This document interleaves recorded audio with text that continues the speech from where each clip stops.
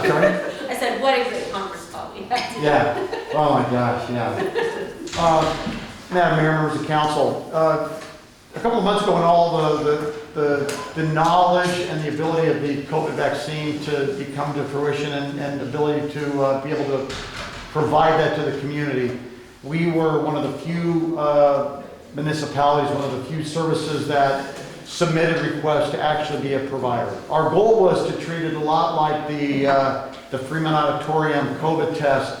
Because of the wonderful facilities that the community has entrusted us with at the fire department, we felt it was a really great place for us to be able to leave people in cars and people that were underserved. We could certainly go to their homes to provide that in our ambulances or fire apparatus. And the intent was to try to get people protected. What we have found over the last 60 to 90 days is the logistics regarding this program and this process is, I think, far more difficult right now to put our hands on than what I think we can do right now. It's a little bit like pushing rope. Every time you get an answer, just keep changing direction. And if you look at the news, you see how difficult it is and the emotion that's behind trying to provide vaccinations to a large number of people.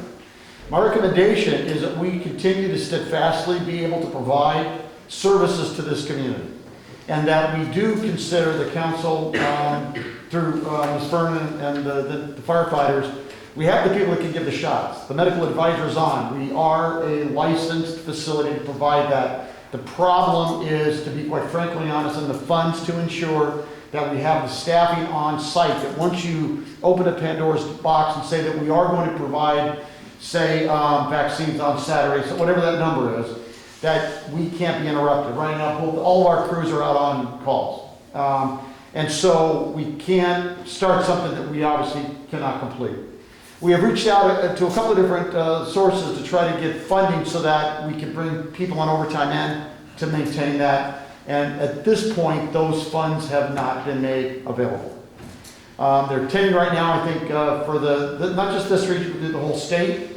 They are focusing on large-scale facilities that can do larger masses.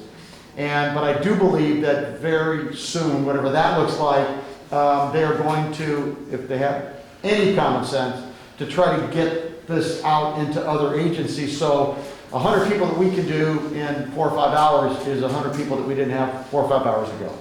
And so right now, I think we are not in the position that we can do it. We need to have the funding and the consistency that says that when we do begin this program, we can finish it. Because this is a 2-shot program that, depending on, we'll be using the Moderna, so it's 28 days apart. So in learning all of the data and signing, when somebody signs up for it, the minute that they're there, we are going to schedule for that second dose. The other thing that's happening is that is new, is typically when the doses were allocated, if I go to get my shot, then I have, cleansed shot, and then I have my second shot that's essentially in the freezer waiting for those 28 days, or if he's the Pfizer, the 19 to 21 days. Now what the state is going to be doing effective Monday-ish is what they're going to do is no longer hold back those second doses. So I would come in and get my first shot, schedule my shot 28 days later, and my second shot is going to be given to the next person, with the hopes that in 28 days the supply is backfilled. The complexity in that, why the funding is so critical, is in 28 days I'm not only having to get my second shot, but I'm also giving her first shot. So there's actually 2 shots that are happening. So it's a fair amount of chaosity and logistics and work. So I do believe in the program that we put together, we're going to have a program manager that's going to keep track of all of the data, do all of the data entry. Folks will give shots. We will monitor them, make sure that they meet the safe requirements to be able to be released from the fire station, and then of course we schedule. So that's kind of an update. It's a very novel idea. There's not a lot of fire agencies that are doing it, and to be quite frank, lots of because of funding. I do think that funding is going to be available, but I think when that time comes, and Ms. Vernon's been very good about this and being on top of it, that when the time comes to say, okay, let's do it, it's a logistical nightmare, but a logistical success.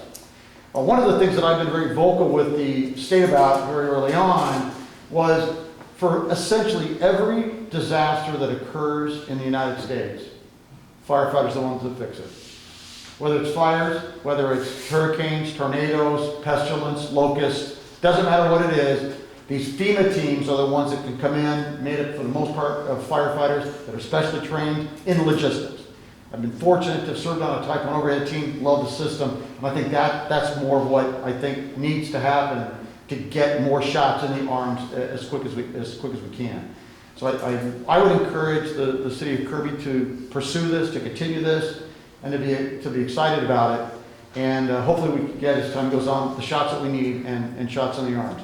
We do have all the equipment and everything necessary. We just need somebody to say, go crazy, and we will. Would you just touch base on the freezer that has to hold the shots?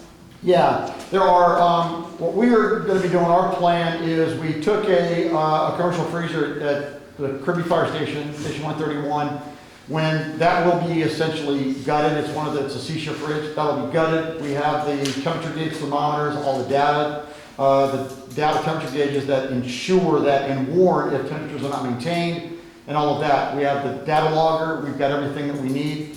We've turned it over to the state, all of the certificates and serial numbers of registrations, it's all been verified. So we will have one dedicated refrigerator freezer at the station that will be specifically for that. During that time, there will be a cipher lock of sorts that only, of course, everybody there's going to be giving shots. Because this is non-narcotic and because we're gone so much, it doesn't need to be locked, but we will keep it locked just because we're gone so much. We don't want somebody sneaking in and getting a freezer full, it's like an ATM machine, getting a freezer full of vaccine and thinking you got something special. So the security system at the station has been, everything has been checked and up to speed, and so, like I said, the only provision was the freezer. We only qualify for right now the Moderna, because our freezer will maintain the temperature ranges at the levels that are required by CDC and by the company. The Pfizer at minus 90, the logistics on that are just too crazy. So right now, the Moderna and potentially Johnson & Johnson will be the only other one. That is going to be going to FDA, I believe, next week to get emergency authorization. That is a 1 dose.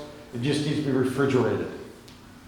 And I think that will go on as well. What's great about that one, I think if you prioritize it, what's really good, that's going to be really good for those, even like us in the fire service, where we can give it without ever refrigerated. So the other one, once you take either one of them out of the refrigerator, out of the freezer or refrigerator, you got it, the clock ticks.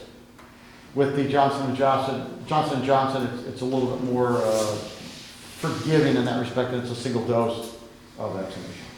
And wasn't there something like 10 doses in the Moderna, like when you open it? Correct. So there is some mixes. So there's 10 doses per vial of Moderna, and the same with the Pfizer. And so what happens is, as you draw and verify, one of the things in our program that we did that's kind of unique, and the fact that, because as medics, what we do is we administer a lot of drugs every day, and so what happens is, whoever draws a shot will look, have to verify it. It has to go to a second medic who will have to verify before the shot can be administered. And the reason why is the doses have got to be exact. Thank you, Chief. Does anybody else have any questions for Chief Levy? Thank you all. Thank you very much.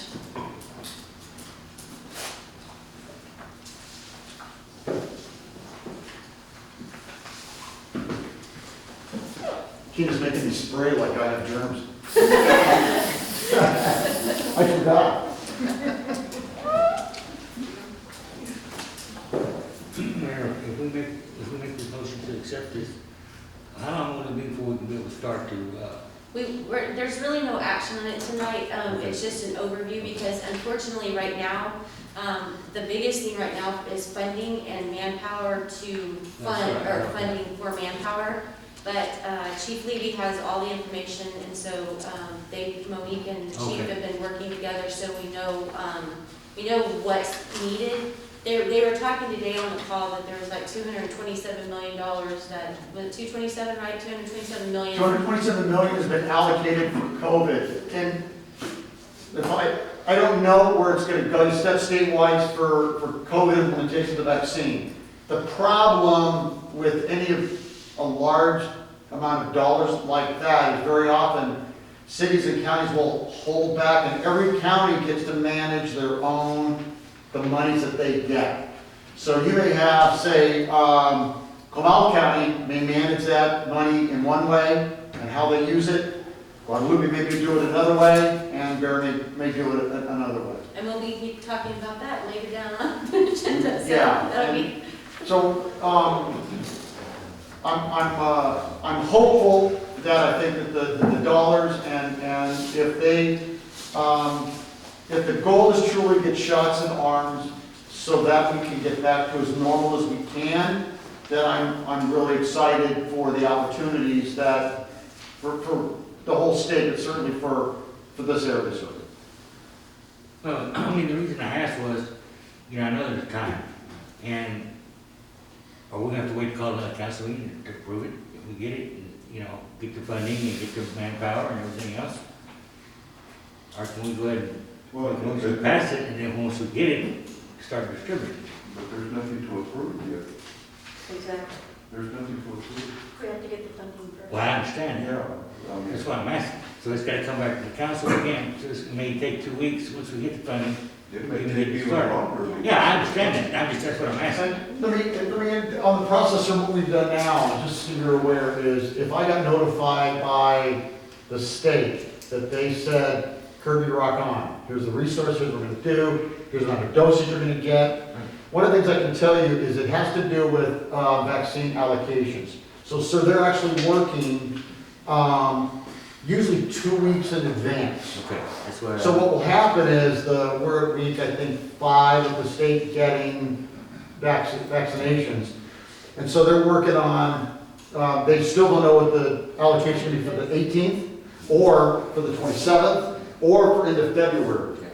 So what happens is, what we'll have to do is, once we get I've got several plans put together on paper, and depending on what we send them and what they'll approve, we then can say, I want X amount of vaccines, and then they go into the allocation queue.